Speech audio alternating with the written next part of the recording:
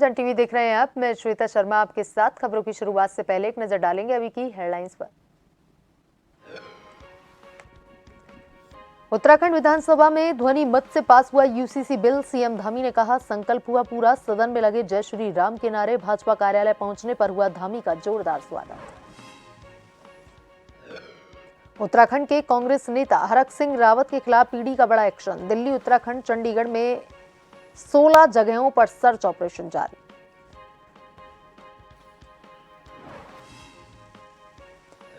हल्द्वानी पहुंचे अंतर्राष्ट्रीय हिंदू परिषद के संस्थापक और राष्ट्रीय अध्यक्ष डॉक्टर प्रवीण तोगड़िया ने की धामी सरकार की तारीफ। यूसीसी विधेयक का किया स्वागत। कहा, अब मथुरा में भी प्रभु श्री कृष्ण का भव्य मंदिर बनेगा।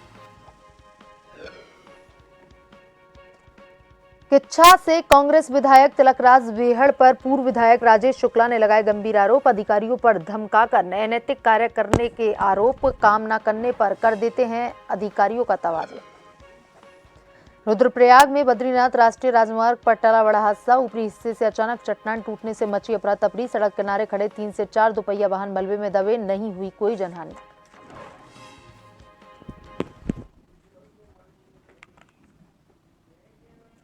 और अब खबरें विस्तार से।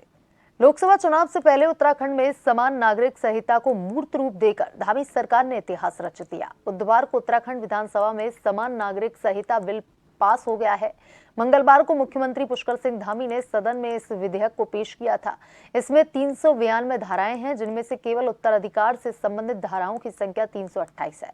विधेयक में मुख्य रूप से महिला अधिकारों के संरक्षण को केंद्र में रखा गया है। विधेयक के पारित होने के बाद इसे राजभवन और फिर राष्ट्रपति भवन को स्वीकृति के लिए भेजा जाएगा। वहीं विधानसभा में विधेयक पारित होने के बाद मुख्यमंत्री पुष्कर सिंह धामी ने मीडिया से मुखातिब होते हुए कहा कि देवभूमि उत्तराखंड का यूसीसी मॉडल पूरे देश के लिए नजीर साबित होगा। सीएम धामी ने सभी प्रदेशवासियों को बधाई व शुभकामना दी। वहीं कैबिनेट मंत्री रेखा आर्या ने यूसीसी को लेकर कहा कि यह महिलाओं के सशक्तिकरण में अहम भूमिका निभाएगा।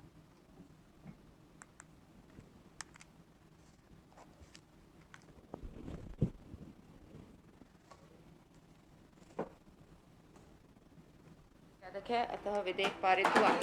आज का ये दिन उत्तराखंड के लिए बहुत विशेष दिन है। आज देवभूमि के अंदर, देवभूमि की इस विधानसभा ने आज ये विशेष विधेयक, जिसकी लंबे समय से देश के अंदर लगातार लोगों को प्रतीक्षा थी, लगातार जिसकी मांग उठती रही थी, जो बरसों बरसों का इंतजार था, वो देवभूमि उत्तराखंड के अंदर इसकी शुरुआत हुई है और विधानसभा के अंदर आज इसको पारित किया गया है।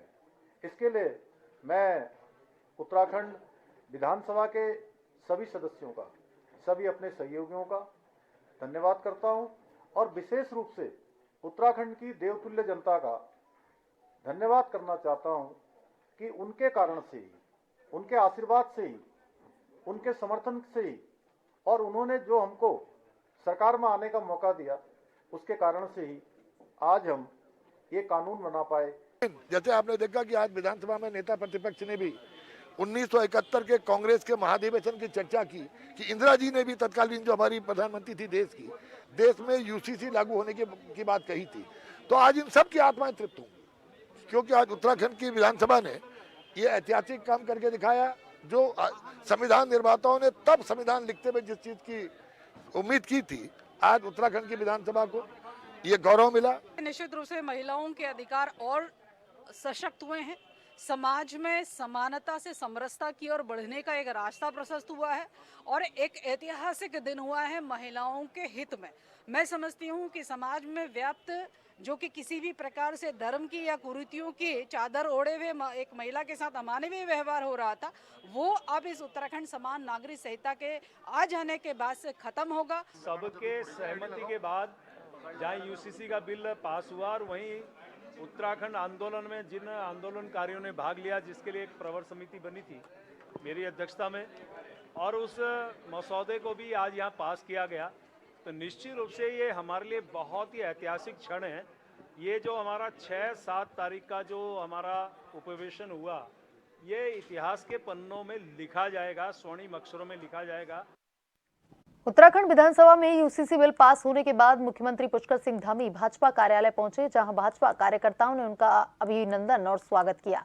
लोगों ने उन्हें यूसीसी लागू करने पर धन्यवाद दिया और कहा कि इससे राज्य में अहम बदलाव होंगे।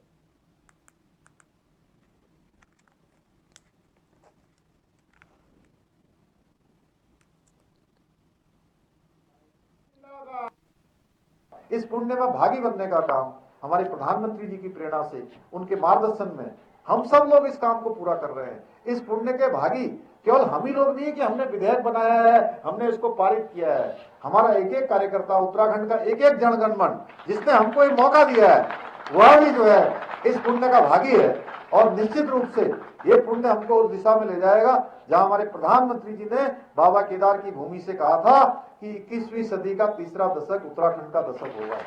और आप देख रहे होंगे अब हर क्षेत्र में उत्तराखंड की एक विशिष्ट पहचान बनती जा रही है। केवल देश के अंदर ही नहीं बल्कि दुनिया के अंदर एक विशिष्ट पहचान बन रही है।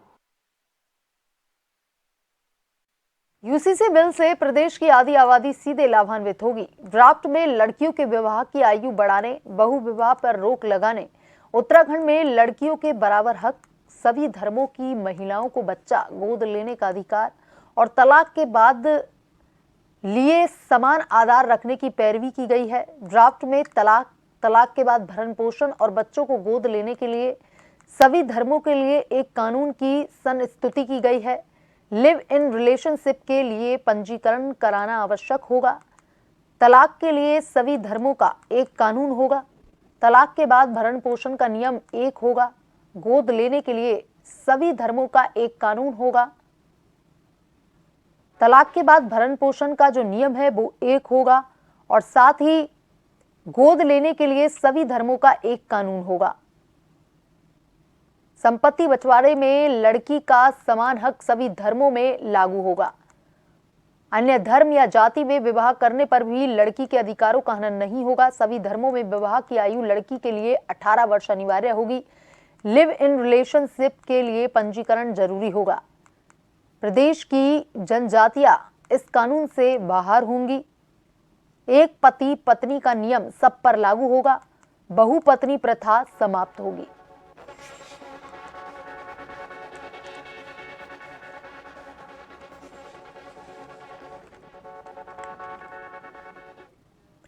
लोकसभा चुनाव को लेकर कांग्रेस पार्टी ने तैयारियां तेज कर दी हैं और इसी कड़ी में आज उत्तरकाशी पहुंचे प्रदेश कोऑर्डिनेटर व पूर्व कैबिनेट मंत्री प्रसाद नेथानी ने कार्यकर्ताओं की बैठक ली और भाजपा पर जमकर निशाने साधे। उन्होंने कार्यकर्ताओं को एकजुट होकर कार्य करने को कहा और पूर्व कैबिनेट मंत्री के खिलाफ चल रही ईडी की जांच को फर्जी करार दिया। पूर्व मंत्री ने लोकसभा चुनावों में 5 सीटों पर जीत दर्ज करने का दावा भी किया।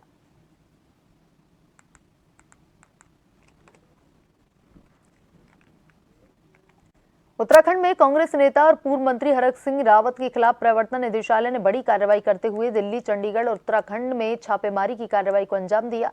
इन 3 राज्यों के 16 ठिकानों पर ईडी की छापेमारी चल रही है। ईडी की यह छापेमारी 2 अलग-अलग मामलों में चल रही है, जिसमें एक मामला फॉरेस्ट लैंड से जुड़ा और दूसरा एक अन्य जमीन घोटाले से जुड़ा है, जिसमें पिछले साल अगस्त में विजिलेंस विभाग ने हरक सिंह रावत के खिलाफ कार्रवाई की थी, जिसके बाद सत्ताधारी दल और विपक्ष के बीच जुबानी जंग शुरू हो गई है। भाजपा का कहना है कि यह कार्रवाई पहले ही हो जानी चाहिए थी। वहीं कांग्रेस ने सत्ताधारी दल पर बदले की भावना से कार्रवाई करने का आरोप लगाया है।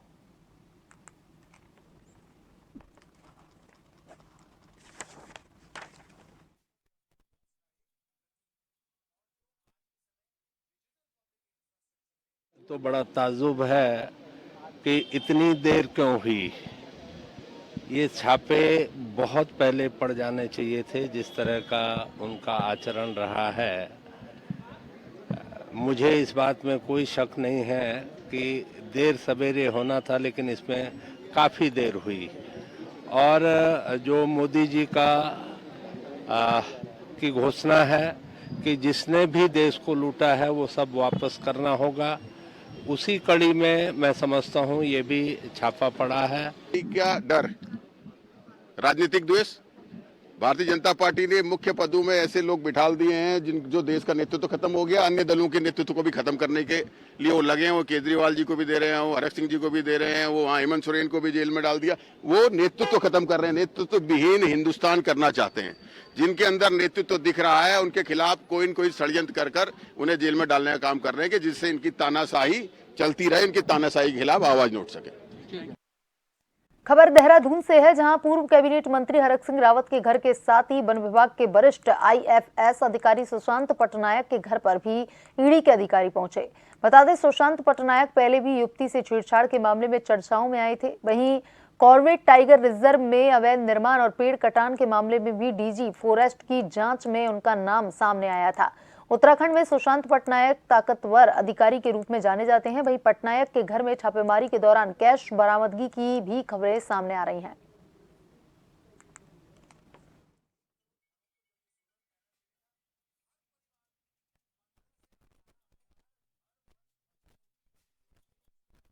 उत्तराखंड के किच्छा से पूर्व विधायक राजेश शुक्ला ने वर्तमान कांग्रेस विधायक तिलकराज वेहड़ पर गंभीर आरोप लगाए।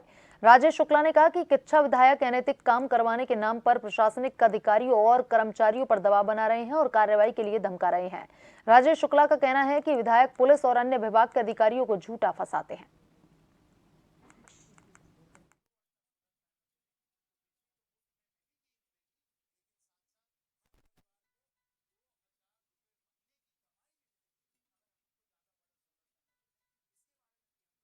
का प्रताड़ना करने, जिसमें मैंने कहा है कि वो अपनी बीमारी का हवाला देकर, अपने बुजुर्ग होने का हवाला देकर, इमोशनल बातें कहकर क्षेत्र के अधिकारियों पर गलत आरोप लगाते हैं सदन के अंदर, और उन अधिकारियों के खिलाफ लगाते हैं जो उनकी गलत बातें नहीं मानते क्षेत्र में। और ऐसा करके उन्होंने कई अधिकारियों को हटाया भी है यहाँ से, क्योंकि वो इतना इमोशनल होकर बात करते हैं कि लोगों को ऐसा माना जाता है कि सदस्य जो चुनकर आया है वो सही ही कह रहा होगा। ऐसे में अधिकारियों का पक्ष भी नहीं आ पाता और सत्य पक्ष नहीं आ पाता। वक्त तो चला है छोटे से ब्रेक का। ब्रेक के बाद वापस खबरों की तरफ रुख करेंगे।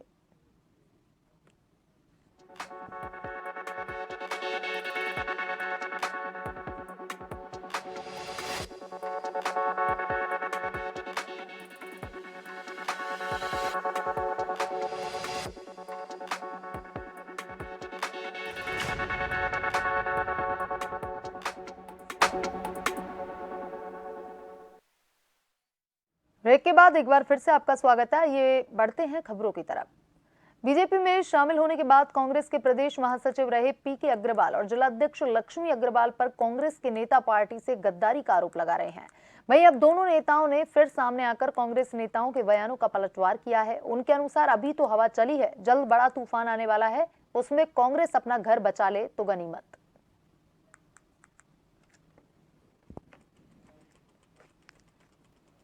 चलिए, लालची हैं, गद्दार हैं, ये तो समाज बताएगा, हमें उनसे सर्टिफिकेट नहीं लेना।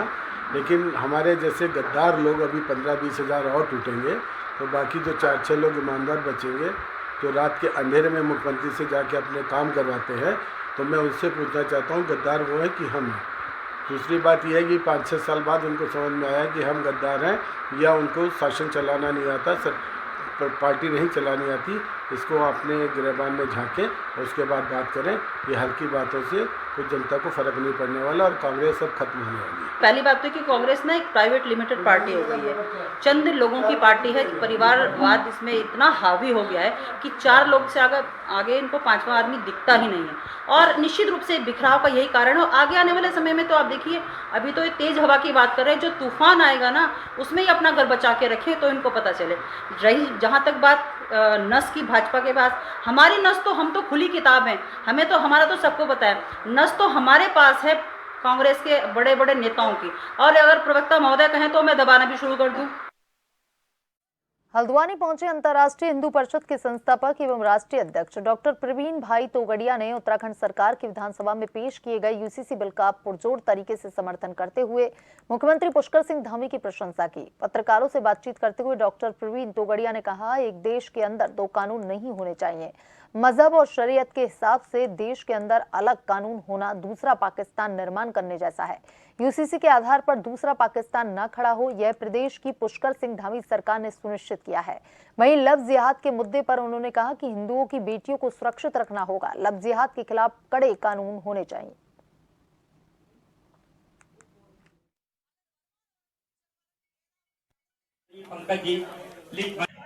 एक देश में 2 कानून नहीं हो सकते हैं।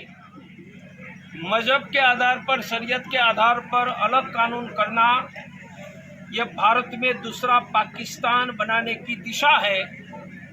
UCC के आधार पर आने वाले समय में कोई पाकिस्तान खड़ा ना हो, वह सुनिश्चित हुआ है। अरे भाई, कहीं से शुरुआत हुई, इसका आनंद मनाओ ने। उत्तराखंड में यूसीसी को लेकर जसपुर में लोगों की अलग अलग राय हैं। कुछ लोग इस कानून का विरोध कर रहे हैं तो उधम सिंह नगर जनपद में समान नागरिकता विधेयक को देखते हुए पुलिस प्रशासन अलर्ट मोड पर है।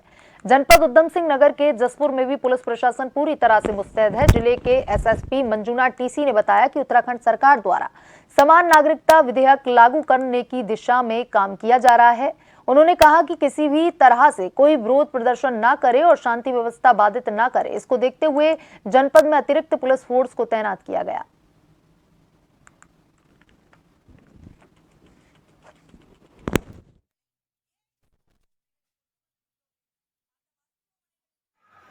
और संपूर्ण जिले का पुलिस अलर्ट मोड में है और समस्त थाने के पुलिस जो है नाइट पास को हमने कैंसिल करते हुए सबों को बैरक में निवास कर रखा है। वो रेडी टू मूव हालत में है, जो क्यूआरटी के रूप में सभी असलाबंद है। वेपन्स हमारा ऑडिट हो गया है।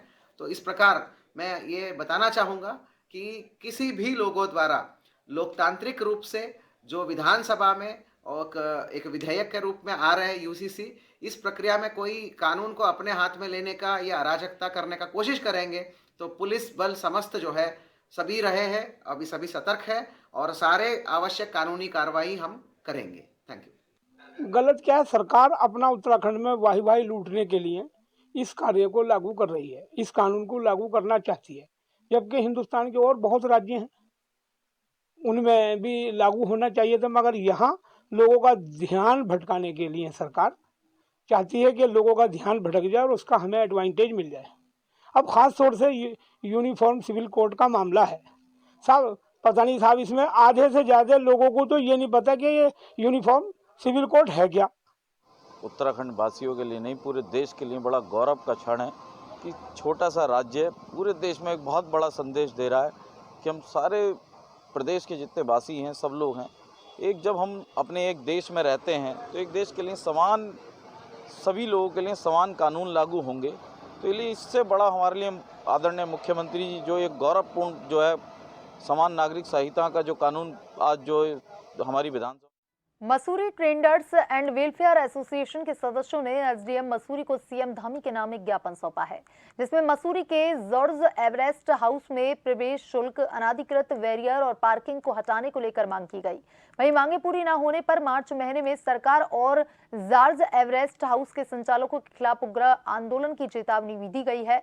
आरोप है कि George Everest house estate Mussoorie में पिछले कई महीनों से पर्यटकों से प्रवेश कर अवैध और अनाधिकृत पैसों की वसूली की जा रही है। पार्किंग पर अवैध वसूली और अवैध बैरियर लगाकर ठेकेदारों द्वारा आम नागरिकों और पर्यटकों का शोषण किया जा रहा है। इन पर कार्रवाई और इन्हें हटाने की मांग की गई है।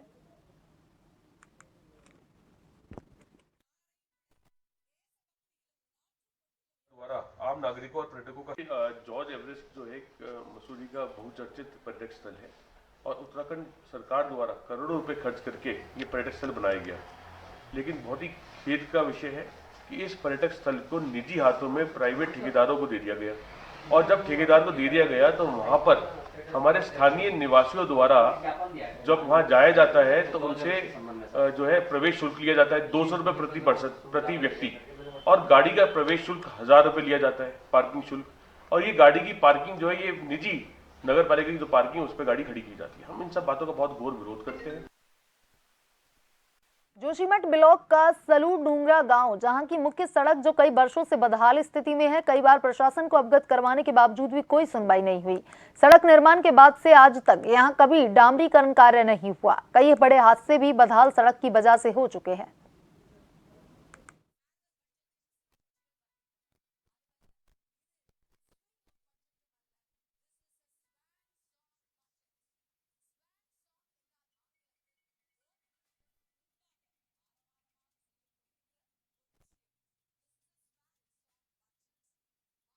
का मोटर मार्ग बहुत खराब है, जिसके कारण हमें इधर उधर जाने में बहुत परेशानी हो रही है।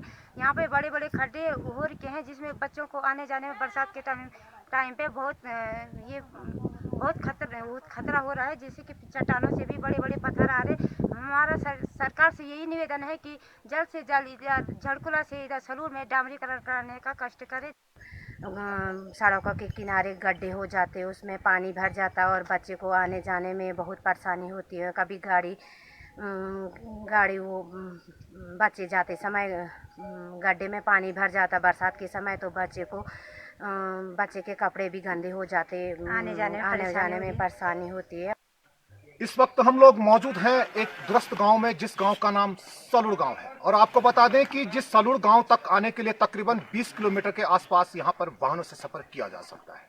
और बड़ी बात तो यह है कि सलूड़ डुंगरा मोटर मार्ग पूरी तरह से गड्ढे में तब्दील है, जिस पर वाहन चलाना किसी खतरे से खाली नहीं है। यहाँ के स्थानीय लोगों का कहना है कि उन्होंने अपने गांव की समस्याओं को लेकर के कई बार शासन और प्रशासन को भी अवगत करा दिया है, लेकिन आज तक कुछ भी कार्रवाई नहीं हो पाई है। वहीं मैं आपको तस्वीरों में दिखाना चाहता हूं सलूड़ डुंगरा मोटर मार्ग का हाल। देख सकते हैं ये सड़क है और इससे दर्जनों गांव तक सफर किया जा सकता है। देख सकते हैं आप तस्वीरों में सलूड़ डुंगरा मोटर मार्ग का हाल, किस तरीके से यहाँ पर वर्षों से डामरीकरण का कार्य नहीं हो पाया है, जिस कारण जो यहाँ पर चलने वाले जो वाहन है उन वाहनों को काफी दिक्कतों का सामना यहाँ पर करना पड़ता है। यहाँ तक कि स्थानीय लोगों का कहना है कि उन्हें बरसात के समय पर जब आवाजाही होती है, बरसात के समय पर खासकर, तो उन्हें उस वक्त भी काफी दिक्कतों का सामना करना पड़ता है। कैमरामैन साथी मोहित के साथ नवीन सिंह जोशीमठ। रुद्रप्रयाग में बद्रीनाथ राष्ट्रीय राजमार्ग पर चौधरी मार्केट में ऊपरी हिस्सों से अचानक चट्टान टूटने से अफरा तफरी मच गई। वहीं सड़क किनारे खड़े 3 से 4 दोपहिया वाहनों की मलबे में दबे होने की आशंका जताई जा रही है। गनीमत रही कि इस दौरान सफारी वाहन थे, ना ही पैदल चलने वाले राहगीर, वरना बड़ी हादसे हो सकते थे। बता दें, अचानक रुद्रप्रयाग बाजार के चौधरी मार्केट में पहाड़ी टूट गई, जिससे सड़क किनारे खड़े 3 से 4 दोपहिया वाहन दब गए। साथ ही चट्टान के ऊपरी हिस्से में बने मकानों को भी खतरा बना हुआ है।